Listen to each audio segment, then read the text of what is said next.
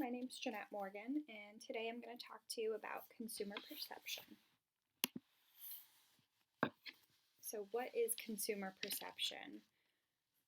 First, we need to understand what learning is.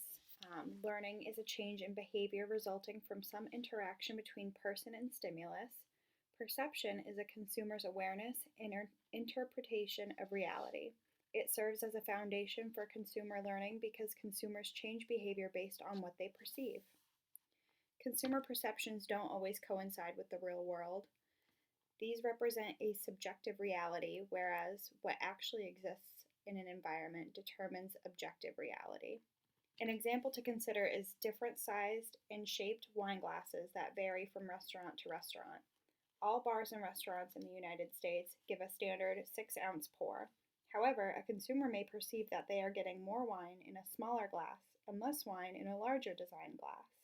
Shapes and sizes cause perception to vary.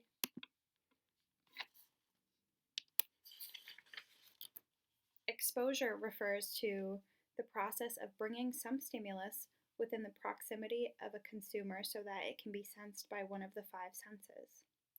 The immediate response to this is a sensation. More and more, marketers are utilizing sensory marketing, which is engaging consumers by one or more senses through some activity.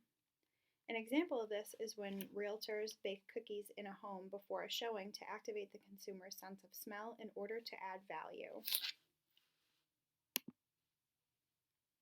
Attention can be defined as intended allocation of information processing capacity toward developing an understanding of some stimulus. Comprehension occurs when consumers attempt to give meaning to the received stimuli.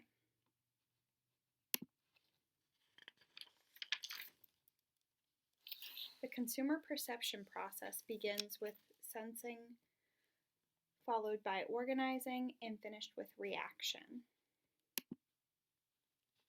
Sensing is a consumer's immediate response to stimuli through one of his or her 5 senses. Sensing influences comprehension in an indirect way through the notion of grounded cognition. This suggests that bodily sensations influence thoughts and meaning without effortful thinking. When we speak of organization, we refer to cognitive organization, which is how our brains assemble the sensory information into something recognizable. A consumer's brain will interpret perceptions and organize them, providing initial cognitive and affective meaning. In general, stimuli are categorized in the states of assimilation, accommodation, and contrast. Assimilation occurs when a stimulus has characteristics such that consumers readily recognize it as an example of a specific category. Accommodation occurs when a stimulus shares some, but not all, of the characteristics that allow it to fit neatly in an existing category. Contrast occurs when a stimulus doesn't share enough in common with existing categories to allow categorization. When we think of this in terms of organizing breakfast foods, a smoothie contrasts because the characteristics are too different to fit in the breakfast food category.